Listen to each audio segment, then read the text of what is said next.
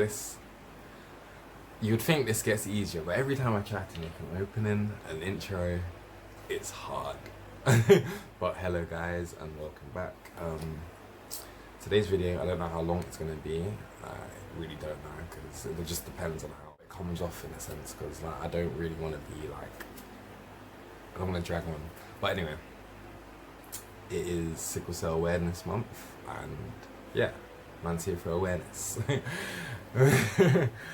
I guess the best way, because I haven't really talked about it, is talking about how sickle cell affects, how it feels, I guess, because I guess everyone can just Google how sickle cell affects, but I don't really often see videos about how it feels like, or what are the side effects, or whatever. So yeah, I don't know how the energy, because I'm not trying to be a downer or a bummer about it, so I'm just gonna tell you. So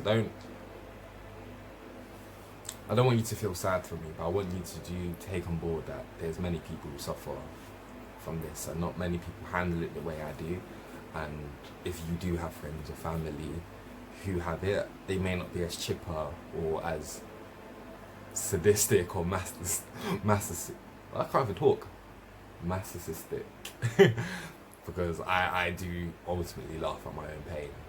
But yeah, so I'll just start. Okay.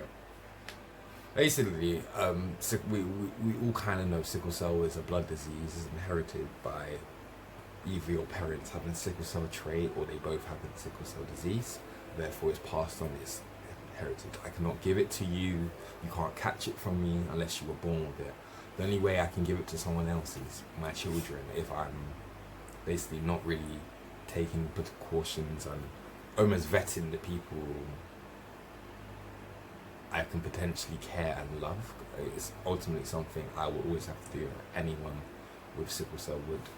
I can't really just like, ooh, I like how she looks. Oh, blah, blah, blah. I can obviously, but before I ever let it get to any distance or any length of time, that's something you have to discuss. Have you ever had a blood test?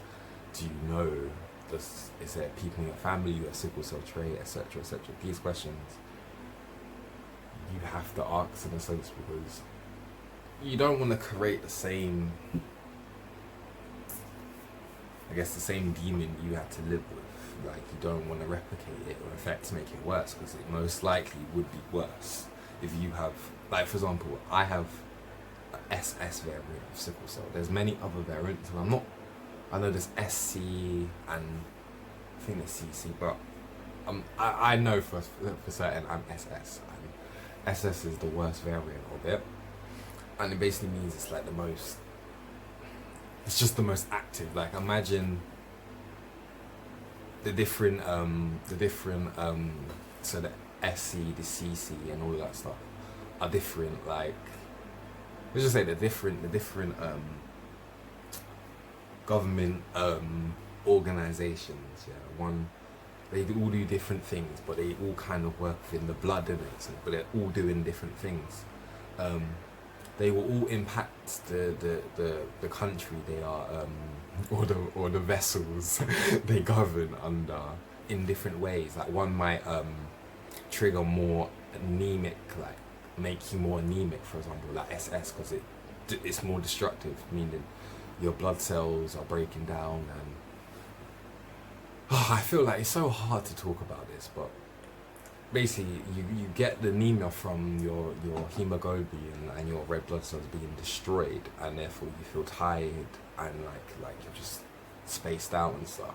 But then obviously there's some what affects more bones, or to be honest, I'm gonna actually leave a link, because I don't want to just ramble about it. But the point is, yeah, they have different subclasses. So I am only person talking about SS.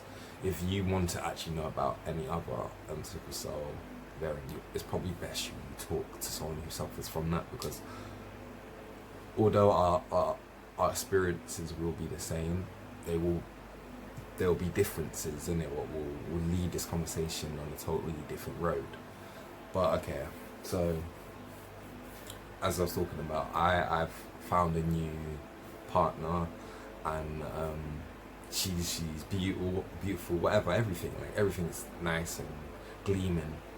But in my heart, I know I have to either take her to the hospital, me one day, so she can kind of see the process, or ask her to go to the GP and take a blood test. That in itself is an own conversation, because especially people are ignorant. It can come off offensive if you ask someone to go and take a blood test, because it's almost like you're insinuating something about them, which is, yeah. But anyway, you do that obviously with the hope that they don't have sickle cell trait or sickle cell.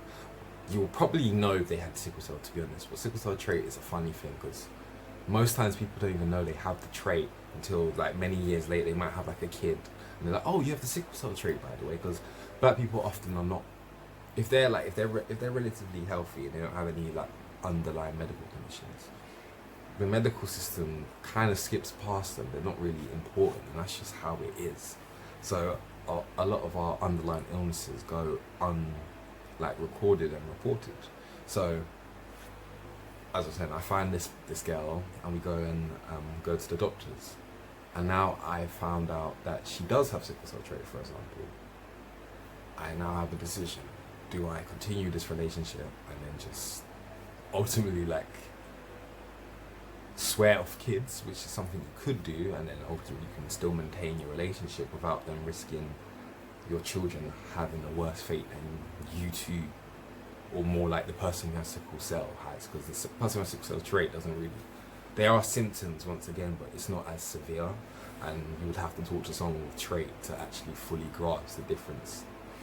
But you would have to make a choice, and then obviously the person who's had trait may not necessarily understand the point of view I'm coming across, because I'm trying to basically tell them, are you prepared to spend weeks in the hospital and nights not basically you're going to see your child go through hell, and you have to be strong enough to take it. And not only that, you have to accept that you did it because you were aware. Because I could say, when my parents conceived me and my brother per se, because my little brother's the only one who has sickle cell. I have other brothers, but they either have the traits or nothing at all. They didn't know. There wasn't really that much tested, so like it was something that would happen. But now, literally, any time as a black person, you're like, oh, I want to plan to have a kid. They ask you, do you have sickle cell, or have you been tested for it? Because you are basically condemning that child to a lifetime of pain, a lifetime of not being like other children. And if you are happy to do that, go ahead. But most people who suffer from sickle cell would never do that thing. So that's just one emotional aspect, because ultimately I would have to face the decision of breaking off that relationship, even though it was, because it's hard. Either, like, as I said, you would have to compromise, and most time that compromise is too great, innit? And then, but let's actually talk about what it feels like, because I feel like I kind of briefly spoke into the emotional aspects, but that's honestly just skimming the surface. But let's briefly get touching into the pain sides of it. Alright, let's all imagine a see-through tube, yeah? And inside the see-through tube, it's got either a red liquid or a jelly. You can choose whatever you want, yeah? And this is kind of like a fuel, what leads to an important machine that runs an important building, yeah? Okay. But in this red liquid, yeah, imagine little you could say, I just imagine anything sharp. I want this to be your imagination. So anything sharp. Yeah, be it a knife, be it whatever, sky's the limit, yeah. But intensify the sharpness, and then add like a white hotness, like see when you put metal in a kiln or a fire until it turns white hot. But then imagine it a bit hotter than white hot, and then shrink those little things down, and now imagine them inside that clear pipe with the red liquid or the red jelly, yeah? And then imagine it going through, and each moment it's going through, it's tearing and ripping. So now you're seeing the red jelly and the red liquid pouring out from this tube. But with each bit of that red liquid coming out, that's left life or power going to that generator. And that's basically the circuit of someone who has sickle cell, because that circuit still has to continue. So the body has to learn to rapidly heal itself. So now there's been a band-aid applied to the outside of the vessel. Was now made that anyway, I feel the analogy is so complicated, but the point is, it's a system what's constantly getting damaged and constantly has to repair itself, but then also face further damagement, and those repairs can also lead to further damagement, because there's not how your body repairs, especially when it's fast repairs, is that it doesn't build the surfaces smoothly. So it won't be so. Have you noticed when you cut your skin, the wound is never the same smoothness? That happens inside you. So I still don't feel I gave a good understanding of what it feels like, but in short, it's a pain.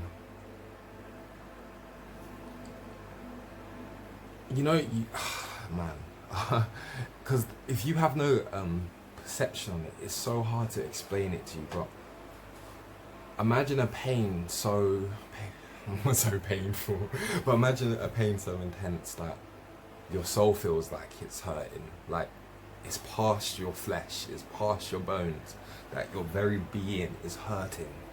That's basically what it feels like when the sickle cell clogs up in your arteries or your blood vessels. It stops blood flow, what is oxygen, and also stops glucose. It stops basically everything, possibly every natural function. Like, it stops, and then as a result, you're in a state of like chronic pain. It's man, it's like a series of really aggressive pirates running through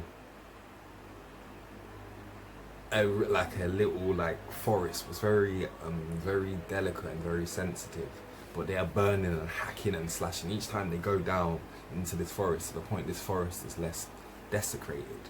So it is basically a never-ending battle, but it's not a battle of who's the strongest.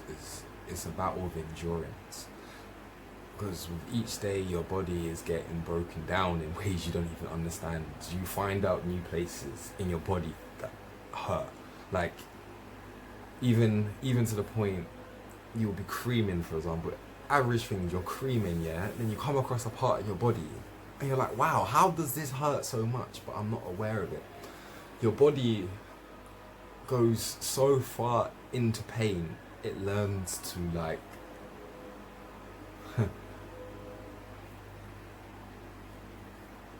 unconsciously ignore it, but the thing is, you can't ignore it because it still hurts. But oh man, this is why I kind of took so long to write or to even make this video. Sickle cell, in short, is basically being in a prison you can't escape from. A prison where every person in there with you is hostile and trying to like hurt you. There are respites, there are moments where you're not getting attacked, but most times you're sleeping with your eye open because you're in fear that something's gonna happen. You have to watch everything you do. You have to plan everything you do. If your friends want to go on holiday, you have to think, where are we going? What are we doing? Like, it's a level of commitment you can't rush into, leading back to the early point. Like, you pretty much have to be I don't want to like take away from obviously the support system and the people around you. Because honestly, if you do not have the people around you, I probably wouldn't even be here today. I'm not even gonna lie to you. But you have to basically become your own doctor, your own eating coach, your own therapist, because there's things you will start talking about. Someone who has never experienced will find hard to grasp, innit? That's why I'm actually finding it hard to even do this video, because I want to just say things what makes sense to me, but if you have no perception of it, yeah, it's hard to correlate. But I digress. I feel I just spent too much time on that. But something like I do honestly remember being a kid growing up that it was bad and it was days where it affected me. Of course it did, but I felt more free. Like I honestly, like, thinking back to my childhood, it's different because obviously I still had the pain, but it was less intense, almost in the sense that, like, being a kid you have like a never-ending energy. So it's like I was never really exhausted like I am as an adult. So you kind of bypass most of the serious like impacts of it, because you're just being an active kid and you're just living your life and stuff. But as you get older, yeah, this stuff becomes more intense, because like I said, it's an endurance battle. Your body has gone through years of being ripped in the same place over and over again, to the point your body can't even take pain anymore. But at the same time, your painkillers are not working because you've been taking them since God knows when. Yeah. For me personally, yeah, I'm on the end spectrum of the pain spectrum. They call it the pain spectrum. Yeah. See, when you get admitted to hospital, or any of your family members have been admitted to hospital, they give you that little number thing to grasp your pain. Yeah, it's basically kind of like that, but it's how they prescribe painkillers to you. So like at the bottom end, it's like paracetamol and stuff like that. Yeah, but the higher end, it's morphine, and then the stuff you only can take if you're in the hospital. I'm on morphine level. Like literally, I have prescribed morphine, and I could go and get morphine if I needed it. Or if it's not morphine, it's codeine or Coldamol, but it's not the normal one they will give you. Like, trust me, it's like double or triple the dosage. Yeah, like if I gave you my tablets, you're gone. You're not. You're gone. You're not waking up. Like, at the same time, if I'm in a situation where I don't have my medicine or my records, like if I go on holiday and then God forbid something, like I have a crisis, the medicine and the amount of painkillers I would need would probably kill a normal person, yeah, or put them into like relapse or something, or whatever you want to call it. So a doctor who has no context or no understanding of my issues would never prescribe me the stuff I need, ultimately adding to the other danger of living with sickle cell.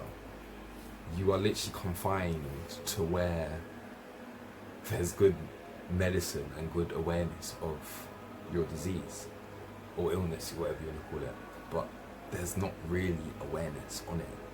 So because I feel this video is going on too long and I'll probably have to make another video because I'm running out of record time, but quickly, I remember telling a doctor what is the life expectancy of people with sickle cell, and he basically said, in short, if you're living outside of the West, you're not going to make it to your 40s. And that's something I feel we need to work on and spread awareness on, because this is a madness. But thank you guys, because my thing is about to cut out.